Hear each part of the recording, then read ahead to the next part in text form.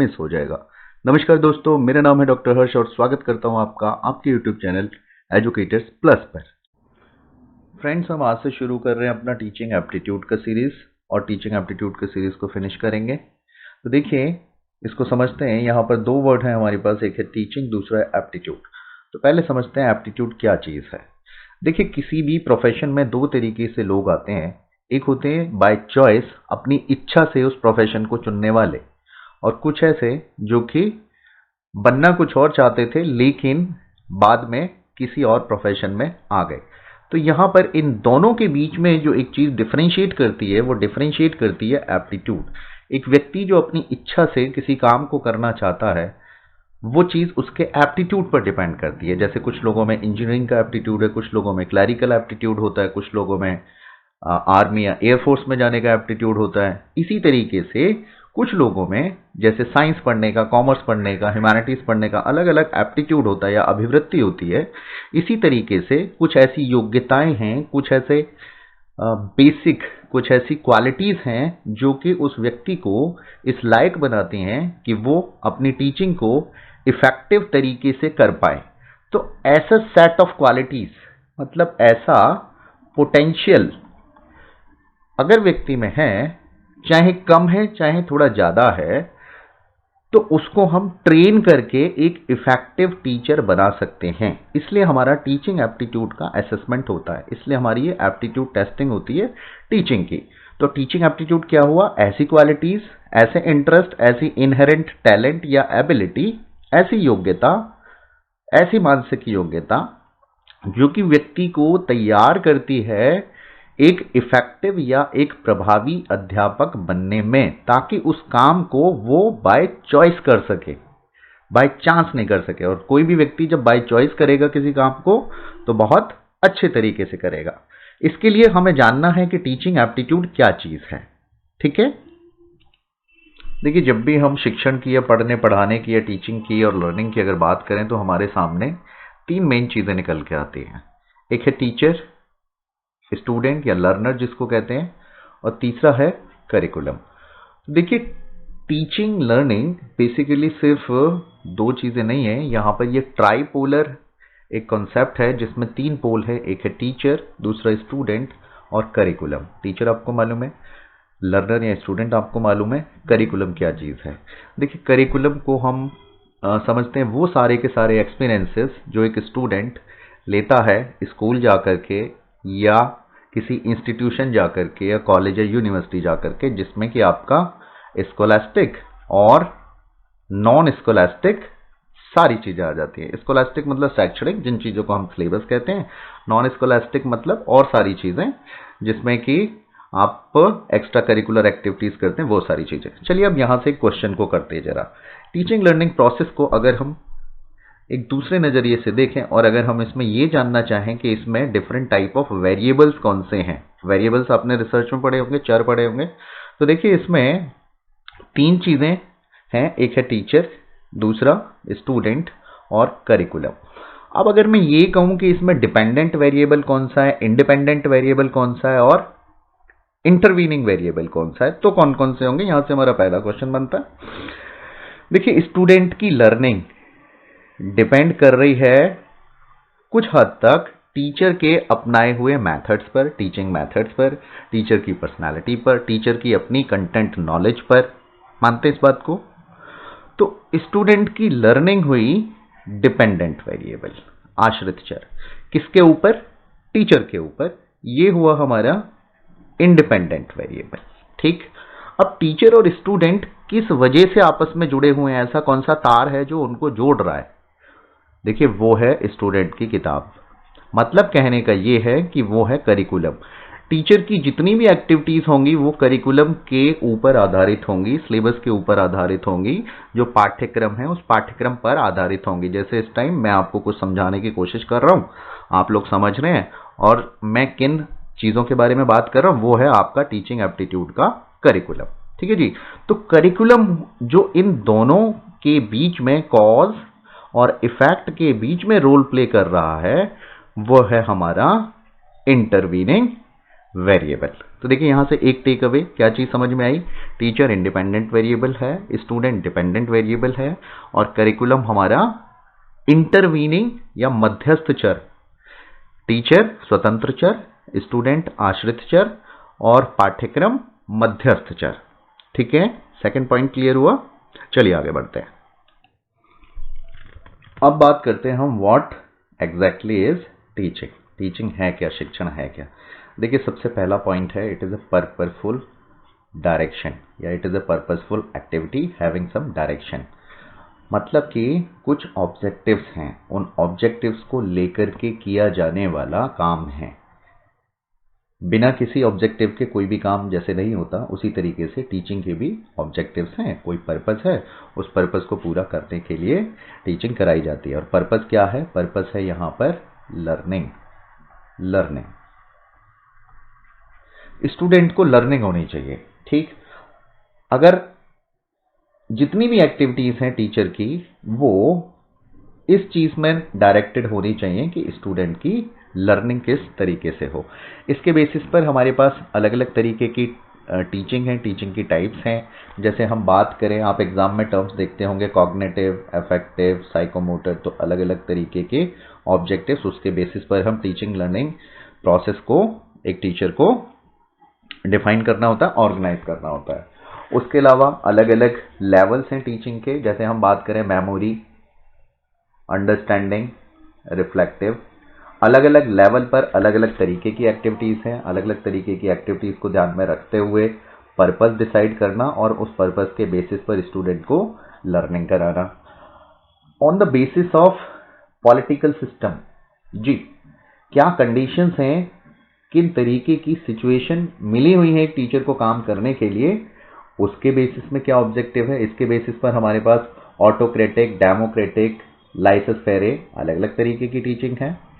Nature of teaching, क्या प्रक्रिया कराई जानी है, उद्देश्य मुख्य क्या है, क्या डिस्क्रिप्टिव है, किसी चीज का वर्णन करना है, किसी चीज की व्याख्या करनी है, या बच्चे की कोई गलती, बच्चे की कोई कमी, बच्चे की किसी कॉन्सेप्ट में समझ कहां पर कम रह गई है, हमें इस चीज का डायग्नोसिस करना है, तो डायग्नोस्टिक पर्पस हो गया।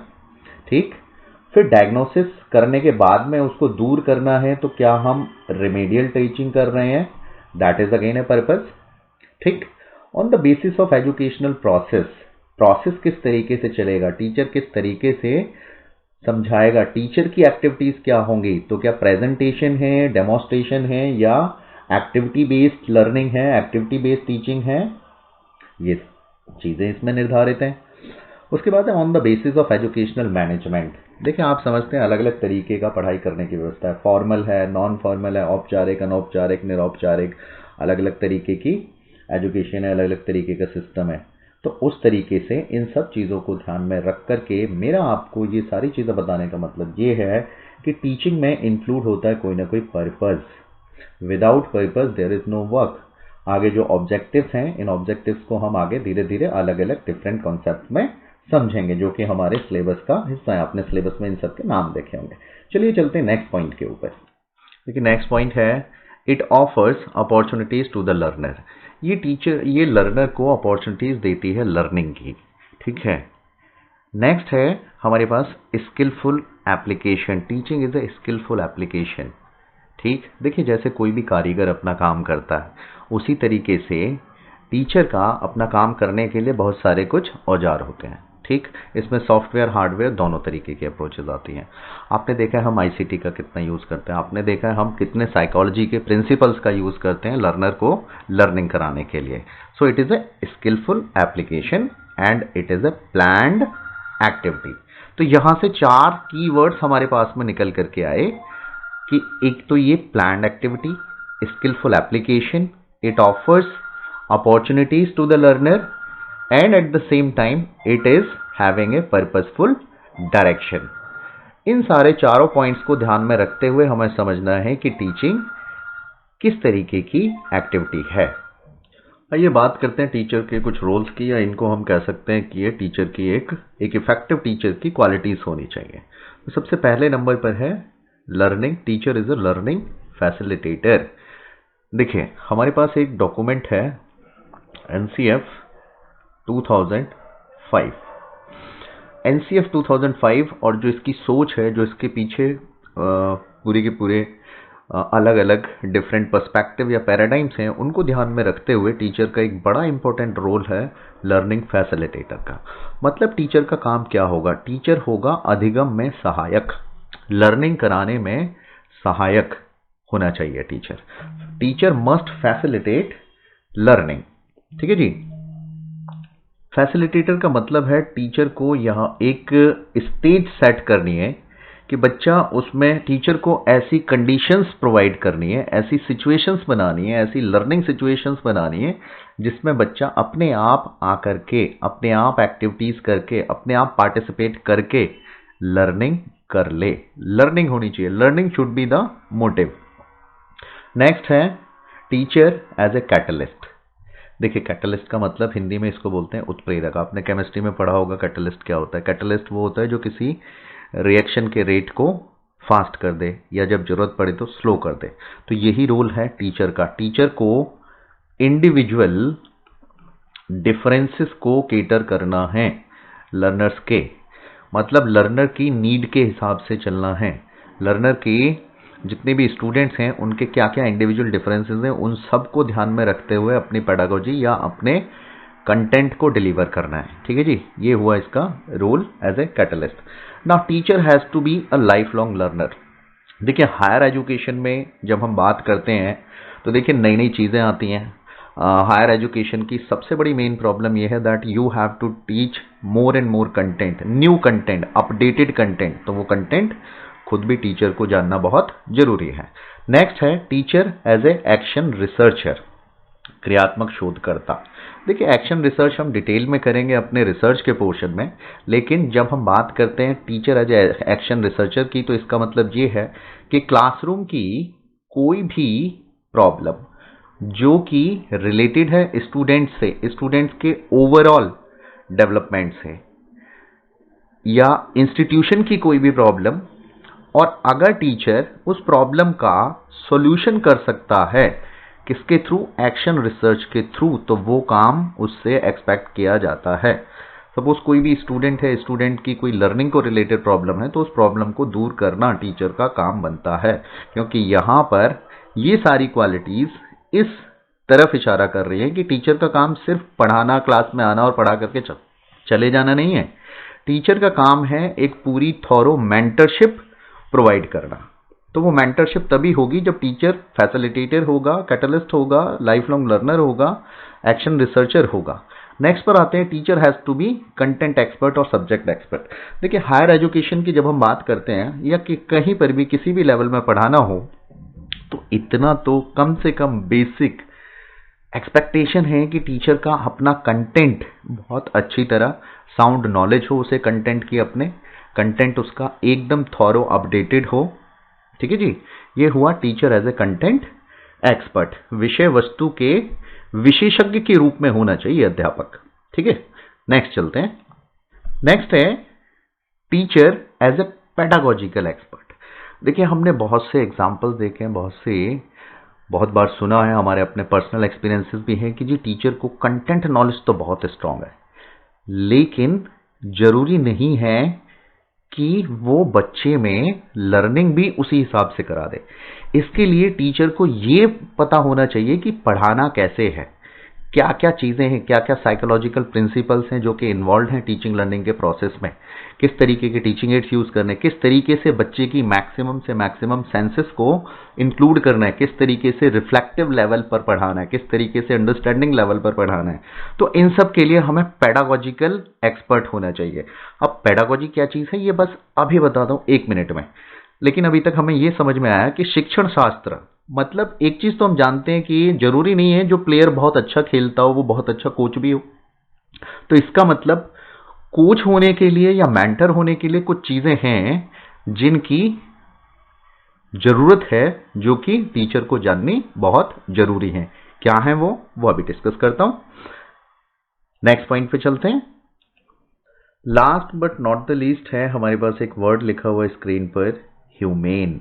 क्या मतलब है इसका? मतलब कुछ वर्ड्स जैसे कंपैशन, एम्पैथी, काइंडनेस। टीचर का अपना रवैया, टीचर का अपना एटीट्यूड जो होना चाहिए वो सहानुभूति पूर्वक होना चाहिए, ठीक है। अदरवाइज लर्निंग के लिए जो कंड्यूसिव एनवायरनमेंट है वो बन ही नहीं सकता, ठीक है जी। टीचर का अपना एटीट्यूड ह्यूमेन होना चाहिए, स्टूडेंट्स को शामिल करते हुए डेमोक्रेटिक होना चाहिए, स्टूडेंट्स की बातों को समझते हुए एक कंड्यूसिव एनवायरनमेंट होना चाहिए। बच्चों को लगे कि भाई आज की क्लास होगी, उसमें बहुत मजा आएगा, हम सीखेंगे, बच्चा मोटिवेटेड रहेगा। मोटिवेशन देने का काम टीचर का रोल होना चाहिए कि वो बच्चों को इंस्पायर करे, उसके लिए ह्यूमेन होना बहुत जरूरी है। देखिए आपको याद दिलाऊंगा, अगर आप प्रीवियस ईयर क्वेश्चन देखेंगे, हम बाद में डिस्कस भी करेंगे अपनी सीरीज में प्रीवियस ईयर क्वेश्चन, वहां पर एक टीचर की क्वालिटी के बारे में पूछा और सिर्फ एक one correct objective time answer में वन चॉइस थी, that was compassion and that was given the correct choice, ठीक है। तो इस चीज का भी हमको ध्यान रखना है, ठीक। और साथ के साथ हम सुनते आ रहे हैं इतने टाइम से कि टीचर को इन सब के साथ में टीचर की क्वालिटीज होनी चाहिए। Teacher has to be a friend, philosopher and guide. Teacher का रोल है फ्रेंडलीनेस से पढ़ाना, तो कहां से रिलेट हो रहा है, humane. Teacher has to be a philosopher, teacher has to be a guide, एक कंप्लीट मेंटरशिप के लिए। तो फ्रेंड्स ये थी कुछ क्वालिटीज एक इफेक्टिव टीचर की, या इनको हम कह सकते हैं रोल ऑफ ए टीचर। किस तरीके से टीचर अपनी पेडागोजी को, अपने पढ़ाने के तरीके को और ज्यादा इफेक्टिव कर सकता है, इन चीजों को अगर ध्यान में रखे तो, ठीक है। इसमें लर्निंग फैसिलिटेटर। अब आप कहें जी इनमें से कोई सी, इनमें से ही अगर 4 चॉइसेस आ जाएं और हमें उस पर एक पे टिक करना हो, तो देखिए मैं आपको बता दूं, यहां पर ये जो ऊपर सबसे ऊपर लिखा हुआ है teacher as a learning facilitator, ये इन सब को कवर कर रही है। तो ऐसी सिचुएशन में हमको जाना है टीचर का मोस्ट इंपॉर्टेंट रोल क्या होगा, teacher has to be a learning facilitator. अध्यापक का काम है अधिगम में सहायक का काम करना, एक ऐसी स्टेज, ऐसी सिचुएशन क्रिएट करना जिनमें बच्चा पार्टिसिपेट करे, बच्चे का पार्टिसिपेशन बनता हो और एक्टिविटीज के थ्रू या डिस्कशन में पार्टिसिपेशन के थ्रू बच्चा अपनी लर्निंग का कंस्ट्रक्शन करे। दोस्तों अभी मैंने टीचर का रोल बताते हुए एक वर्ड इस्तेमाल किया था, पेडागोजिकल एक्सपर्ट। वहां से एक वर्ड निकल के आया पेडागोजी, ठीक। क्या है पेडागोजी? देखिए हिंदी में इसको बोलते हैं शिक्षण शास्त्र। Pedagogy is basically a discipline which deals with how to teach. This is basically a science of teaching. देखिए साइंस हम किस चीज को बोलते हैं, जब भी हम किसी भी चीज को व्यवस्थित रूप से पढ़ें, एक प्लान्ड तरीके से पढ़ें, तो हम यहां पर प्लान्ड तरीके से ही पढ़ रहे हैं the science of teaching. So pedagogy is science of teaching. लेकिन साथ के साथ एक चीज और है यहां पर समझने वाली, आप अपने एक्सपीरियंसेस देखिए और समझिए कि देखिए a teacher is a magician, a teacher can be a magician अगर ढंग से पढ़ा रहे तो, but at the same time a teacher can be a disaster for the students if he doesn't know how to teach. अगर किसी को यही नहीं मालूम है कि पढ़ाना कैसे है, क्या पढ़ाना है, क्यों पढ़ा रहे हैं, कैसे इवैल्यूएशन करना है, अगर ये सारी चीजें ही नहीं मालूम है, देन वेरी सेम टीचर, वही अध्यापक एक डिजास्टर हो सकता है स्टूडेंट्स के लिए।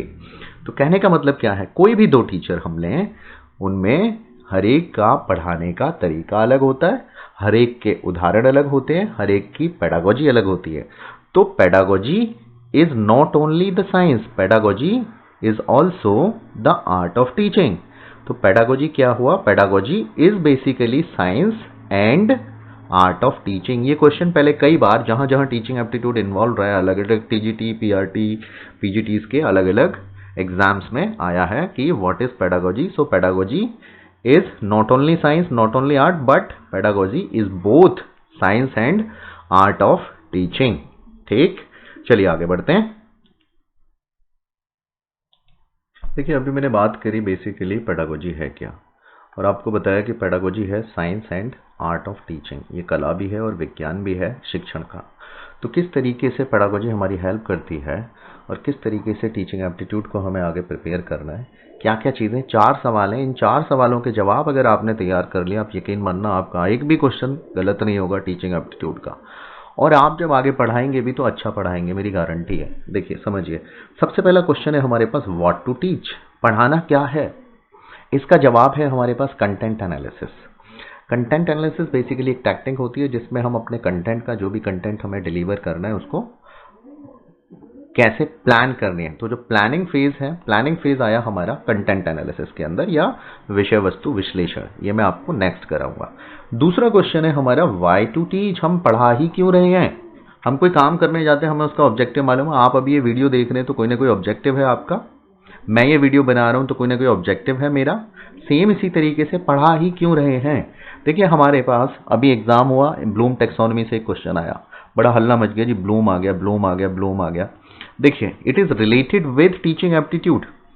The second question is why to teach, क्यों पढ़ा रहे हैं।